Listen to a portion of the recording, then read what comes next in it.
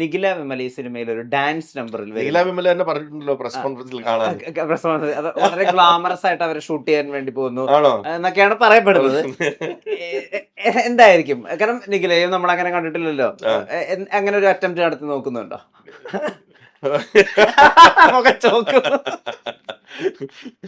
നിഖില വിമൽ എന്ന് പറയുന്നത് മലയാളത്തിലെ ഏറ്റവും നല്ല, ഞങ്ങളൊക്കെ ഇഷ്ടപ്പെടുന്ന ഏറ്റവും നല്ല ആക്ട്രസുകളിൽ ഒരാളാണ്. മിഥുൻ മാനുവൽ തോമസിന്റെ അടുത്ത സിനിമകളിൽ ശക്തമായ ചെറുതും വലുതുമായ വേഷങ്ങൾ നിഖില ചെയ്തിട്ടുണ്ട്. ആട് പോലൊരു സിനിമയിൽ ഇത്രയും നല്ലൊരു ആക്ട്രസ് ആയ നിഖില വിമലിനെ കൊണ്ടുവന്നിട്ട് ഞങ്ങൾ ഐറ്റം ഡാൻസ് കളിപ്പിച്ചിട്ട് വിടും എന്ന് തോന്നുന്നുണ്ട്. ഇത് എവിടെ നിന്നാണ് ഇത് വന്നതെന്ന് പോലും അറിഞ്ഞൂടാ. അത് കുറുക്കി കൊള്ളുന്ന ഉത്തരം നിഖില തന്നെ തന്നിട്ടുണ്ട്. ഞാൻ പ്രസ് കോൺഫറൻസിൽ പറയാം. അപ്പൊ എന്തായാലും അതവിടെ നിക്കട്ടെ, ഞങ്ങൾ അത് പറയാം. അർദ്ധസദ്യയാക്കി വെക്കല്ലേ. എന്തായാലും ഉടനെ തന്നെ ട്രെയിലർ ലോഞ്ച് വരുന്നുണ്ടല്ലോ. അപ്പൊ അത് കഴിഞ്ഞിട്ട് നമ്മൾ പ്രസിനെ മീറ്റ് ചെയ്യുമല്ലോ, പറയാം. എന്തായാലും ഇത്രയൊക്കെ ആയില്ലേ, കുറച്ചും കൂടെ അങ്ങോട്ട് പൊക്കോട്ടെ. മറ്റൊരു കാര്യത്തിൽ ക്ലാരിറ്റി വരുത്താനുള്ളത്, ആടിന്റെ ഏറ്റവും വലിയൊരു ഒരു പവർഫുൾ ഫാക്ടർ, ഒരു ഫോഴ്സ് എന്ന് പറയുന്നത് ഷാൻ റഹ്മാന്റെ മ്യൂസിക് ആണ്. ഓരോ ക്യാരക്ടേഴ്സിനും കൊടുക്കുന്ന തീം മ്യൂസിക്, പടത്തിന് ഓവറോൾ ഉള്ള ഹ്യൂമർ സ്വഭാവം നിലനിർത്തിയിട്ടുള്ള അദ്ദേഹത്തിന്റെ ബാക്കിങ്.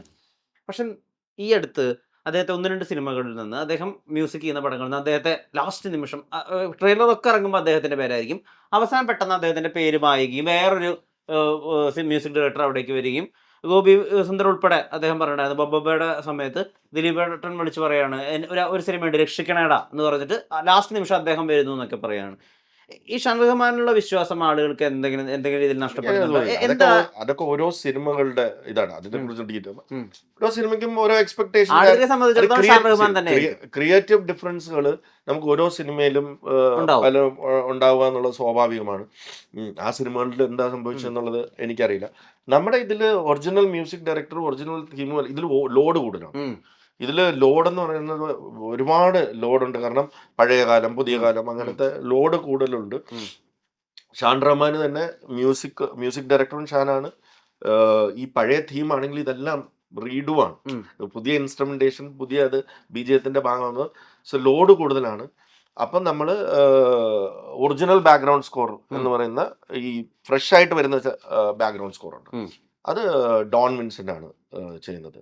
രണ്ടും പാരലലി ആണ് വർക്ക് നടക്കുന്നത്. രണ്ടും കൂടെ മെർജ് ആക്കുകയാണ് രണ്ടുപേരും. അപ്പം രണ്ടുപേരും കൂടെ കൊളാബറേറ്റ് ചെയ്താണ്, ഫുൾ ടീമായിട്ടാണ് വർക്ക് ചെയ്യുന്നത്. കാരണം ഇതിന്റെ ഒരു ലോഡ് നമ്മൾ വിചാരിക്കുന്നത് ഇത് വലുതാണ്. അപ്പം പാസ്റ്റിലും നമുക്ക് കുറെ മ്യൂസിക് തീമായിട്ട് വരുന്നുണ്ട്, പ്രസന്റിൽ വരുന്നുണ്ട്, മ്യൂസിക് വരുന്നുണ്ട്, സോങ് വരുന്നുണ്ട്.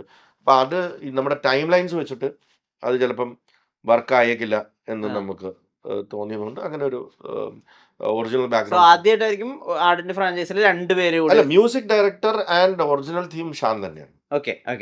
മ്യൂസിക് ഡയറക്ടറിന്റെ ഒറിജിനൽ തീം സോങ്സും എല്ലാം ഷാന്റെ തന്നെയാണ്. ഈ അല്ല, ബാക്ക്ഗ്രൗണ്ട് ഇപ്പൊ നമ്മൾ നോക്കുകയാണെന്നുണ്ടെങ്കിൽ അത് മിഥുനായിരിക്കും അതിന്റെ കറക്റ്റ് ആയിട്ട് എന്റെ ഇത് പറയാനായിട്ട്. when you interview Midhun, you can ask him. But രണ്ടും കൊളാബറേറ്റ് ചെയ്താണ് നമ്മൾ വർക്ക് ചെയ്യുന്നത്. If you look at the designation also, you can see music director and original themes belongs to Shan, and he's doing that. And background score comes with Don Vincent. പ്രതികരണങ്ങൾ ഉണ്ടായിരുന്നു ലോകയുടെ ക്രെഡിറ്റുമായി ബന്ധപ്പെട്ടിട്ട്. ലോകയുടെ credit അതിന്റെ ടീമിന് മാത്രം അവകാശപ്പെട്ടതാണ്. അതിന് അവസരം ഒരുക്കി കൊടുത്തു എന്ന് പറഞ്ഞിട്ട് ക്രെഡിറ്റ് എടുക്കുന്നത് ശരിയായ കാര്യമേ അല്ല. അങ്ങനത്തെ ഒരു സിസ്റ്റം ഞാൻ പറഞ്ഞു. ഞാൻ അതിനകത്ത് കൃത്യമായിട്ട് എഴുതിയിട്ടുള്ളതെന്ന് പറഞ്ഞാൽ വുമൻ സെൻട്രിക് സിനിമകൾ എന്നും മലയാളത്തിൽ ഉണ്ടായിട്ടുണ്ട്, വൈശാലി സംഭവിച്ചിട്ടുണ്ട് എന്നും. ഞാൻ തന്നെ ജൂൺ എന്ന് പറഞ്ഞ സിനിമ ചെയ്തിട്ടുണ്ട്. അതിന് ഒരു ഗ്രൂപ്പ് വന്നിട്ട് ഞങ്ങളാണ്, ഏത് രീതിയിൽ പറഞ്ഞാലും അതിന് നമുക്ക് കീറി മുറിച്ച് അതിനെ വ്യാഖ്യാനിപ്പിക്കാം. ആ സ്പേസ് അല്ല ഉദ്ദേശിച്ചത്, ഈ സ്പേസ് ആണ് ഉദ്ദേശിച്ചത്, ഇങ്ങനെ ആ ഒരു ചർച്ച, അങ്ങനെ ഒന്നുമല്ല. ലെറ്റ് us നോട്ട് അത് വളരെ ശക്തമായ സ്ത്രീ കഥാപാത്രങ്ങളുള്ള സിനിമകളും സ്ത്രീ സെൻട്രൽ ക്യാരക്ടറായിട്ടുള്ള സിനിമകളും ഇവിടെ കാലാകാലങ്ങളോളം നടന്നുകൊണ്ടിരിക്കുന്നുണ്ട്. ബിഗ് ബഡ്ജറ്റ് സിനിമകൾ, ആ ഓരോ കാലത്തിനും അനുയോജ്യമായ ബിഗ് ബഡ്ജറ്റ് സിനിമകൾ. ഹൗ ഓൾഡ് ആർ യു എന്ന് പറഞ്ഞ സിനിമ ഇറങ്ങുമ്പോൾ ആ കാലത്ത് നല്ല ബഡ്ജറ്റുള്ള സിനിമയാണത്, അല്ലേ? അപ്പം കാലം മാറുമ്പോൾ ഇപ്പോൾ വേഫയർ പോലൊരു പ്രൊഡക്ഷൻ ഹൗസിന് അതെടുക്കാനുള്ള ധൈര്യം വരുന്നു അല്ലേ? ആ ധൈര്യം എന്ന് പറയുന്നത് അതൊരു ഫ്രാഞ്ചൈസി മോഡലിലേക്ക് ക്രിയേറ്റ് ചെയ്യും. അതിൽ ദുൽഖർ സൽമാൻ എന്ന സൂപ്പർ സ്റ്റാർ ഇൻവോൾവ് ആവുകയും അതിൽ ടൊവിനോ തോമസ് എന്ന് പറഞ്ഞ യങ് സൂപ്പർ സ്റ്റാർ ഇൻവോൾവ് ആവുകയും അതിനെ ഒരു യൂണിവേഴ്സ് ആയിട്ട് ക്രിയേറ്റ് ചെയ്തിട്ട് അതിലെ ഫസ്റ്റ് ചാപ്റ്റർ ചന്ദ്ര എന്ന് പറഞ്ഞു വരുന്നു അല്ലേ?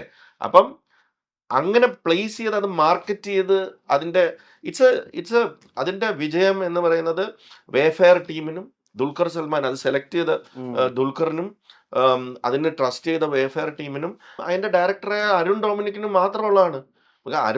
ഞാൻ ഈ സിനിമ ഇതിന്റെ സ്ക്രിപ്റ്റ് മുമ്പ് വേഫെയറിലേക്ക് പോകുന്നതിന് മുമ്പ് ഞാൻ ചർച്ച ചെയ്തിട്ടുള്ളതാണ്. എനിക്കറിയാം അതിന്റെ സ്കോപ്പും അറിയാം, പല കാര്യങ്ങളും അറിയാം. അത് പ്രൊഡ്യൂസ് ചെയ്യാൻ ആലോചിച്ചിരുന്നതാണ്. പ്രൊഡ്യൂസ് ചെയ്യാൻ ആലോചിച്ചിരുന്നു. പക്ഷേ അന്ന് ഞങ്ങൾ തമ്മിലുണ്ടായ പല ചർച്ചകൾ, ക്രിയേറ്റീവ് ചർച്ചകളുണ്ടായിരുന്നു. പക്ഷേ ഐ ബിലീവ് ദാറ്റ് അത് ദുൽഖറിന്റെ ടീം ഏറ്റെടുത്തുകൊണ്ടാണ് ലോക ഇങ്ങനെ ആവുന്നത്. ഞാൻ ഏറ്റെടുക്കുമ്പോൾ ഐ ഹാവ് ടു ഈ ക്യാമിയോസ് അല്ലെങ്കിൽ എക്സ്റ്റൻഡഡ് ക്യാമിയോസ് നെക്സ്റ്റ് യൂണിവേഴ്സിലേക്ക് വരുന്ന ക്യാരക്ടേഴ്സിന് വേണ്ടി I have to go and convince these people. So അത് എന്ത് ഈസി ആവുകയാണ്, ദുൽഖറിനെ പോലുള്ള സ്റ്റാർ അത് കൺവിൻസ് ആയതുകൊണ്ട് പ്രോജക്ട് ബാക്ക്വേർഡ്സ് വന്നു. സോ ബാക്ക്വേർഡ്സ് വരുമ്പോൾ സോ അതാണ് ലോക്കയുടെ ധൈര്യവും റീസണും ആൻഡ് അത്രയും പവർഫുൾ ആയിട്ടുള്ള ഒരു വുമൻ സെൻട്രിക് ക്യാരക്ടറിനെ കൊണ്ടുവരാൻ അതങ്ങനെ തന്നെയായിരുന്നു സിനിമ. അതിനേക്ക് ഇൻവെസ്റ്റ് ചെയ്യാൻ അത് ആരും സ്പേസ് ഉണ്ടാക്കി കൊടുത്തിട്ടുണ്ടെന്നുള്ളതാണ്. അത് എന്നും നല്ല സിനിമകൾ, വിമൻ സെൻട്രിക് ആയിട്ടുള്ള സിനിമകൾ മലയാളത്തിൽ ഉണ്ടായിട്ടുണ്ട്, അത് വിജയിച്ചിട്ടുണ്ട്. അതിൻ്റെ പുറകിൽ ചില ആ ഇൻഗ്രീഡിയൻസ് കറക്റ്റായിട്ട് ഇട്ട് കൊടുക്കുമ്പോൾ, ഇപ്പൊ ഞാൻ പറയട്ടെ, ഒരു മെയിൽ സെൻട്രിക് എന്നുള്ള ഒരു സിനിമയിൽ കേന്ദ്ര കഥാപാത്രം ഒരു മെയിലാണെങ്കിൽ ശക്തമായ സ്ത്രീ കഥാപാത്രം ഇല്ലാതെ ആ സിനിമ വിജയിച്ചിട്ടുണ്ടോ? എത്രയോ സിനിമകളിൽ ഇപ്പം ദേവാസുരം എന്ന് പറഞ്ഞ സിനിമയിൽ രേവചേച്ചി ഇല്ലെങ്കിൽ എന്ത് ദേവാസുരം അല്ലേ? ശക്തമായ സ്ത്രീ കഥാപാത്രം അല്ലേ? ആറാം തമ്പുരാനില് അല്ലെങ്കിൽ ഇപ്പൊ കന്മദത്തില് അല്ലെങ്കിൽ ഏതോ ഒരു സിനിമ എടുത്ത് നോക്കും അല്ലേ?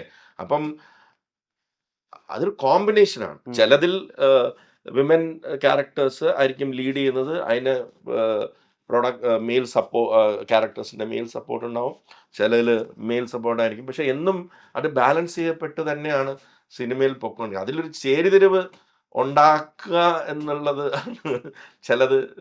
ചിലവരിങ്ങനെ ഫ്രാങ്ക് ആയി ചോദിച്ചോട്ടെ, വളരെ വളരെ അടുത്ത സുഹൃത്തായിരുന്നു റിമാക്ക്. അല്ലെങ്കിൽ ഏറ്റവും അധികം നിങ്ങൾ എത്ര രസമായിട്ടുള്ള സിനിമകൾ നിങ്ങൾ ഒരുമിച്ച് ചെയ്തിട്ടുണ്ട്. ഇപ്പോൾ 22FK നിങ്ങളുടെ ആ സീൻസിനൊക്കെ എന്തുമാത്രം ക്ലാപ്സ് ആയിരുന്നു തിയേറ്ററിൽ. നിങ്ങളുടെ നായകനും നായികയായിട്ട് സിനിമ ചെയ്തിട്ടുണ്ട്.